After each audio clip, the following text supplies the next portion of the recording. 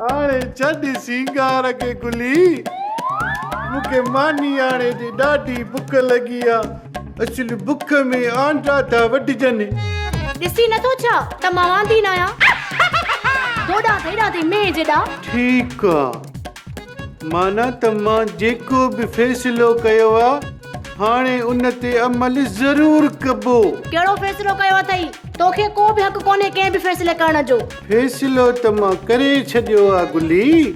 पर हाणे रुगो उन ते अमल कंदुसि भला ॿुध त सही अॼु भला भंग पी आयो ही या अकेले वण हेठां गुज़रियो ही मां भंग त कोन पीती आहे पर इश्क जा प्याला पुर पीता आहिनि छा तो चवी गुलूआ इश्क हा मां हाणे ॿी शादी कंदुसि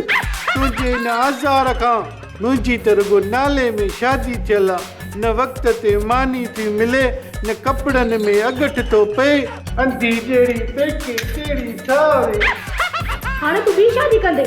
हा ॿी मां तोखे ॿुधायां छा ॿुधाईंदीअ मां वई आहियां मरी घर में कहिड़ी बि कुआर थी अचे जो गुण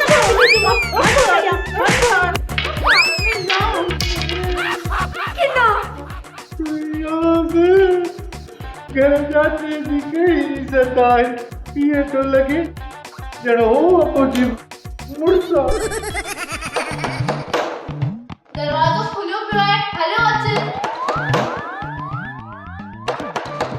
अरे बाबा दरवाज़ो खुलियो पियो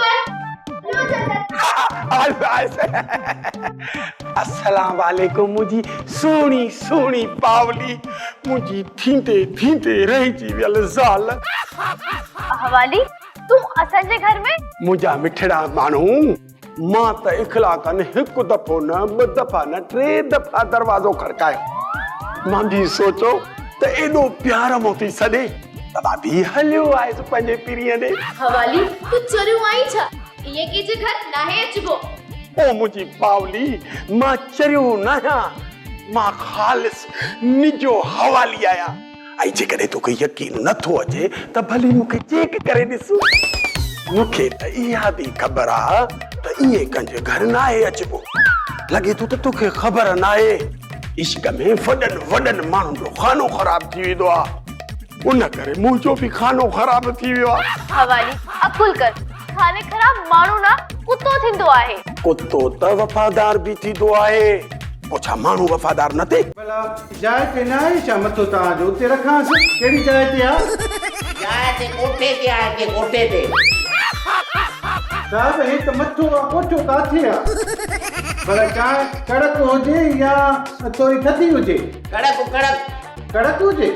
भला मिठी हुजे त न फिकी साहिब हे त तुरंदो मथे में सूर विझी छॾियो साहिब पक त कयां न ईअं न त वरी पोइ तव्हां दड़का ॾियो फिकी हुजे या मिठी मिठी भला थधी हुजे या गरम अरे मां पातो मजे गरम भला कोप में हुजे या मगे में हम पुछा कर ज़रूरी आहे मां खणी थो सोप सीरियल मश्करनि जो ॻोठ सीज़न 2 जा तमाम एपिसोड्स ॾिसो हाणे HD क्वालिटीअ में विज़िट करियो असांजो YouTube channel Sindh TV HD drama.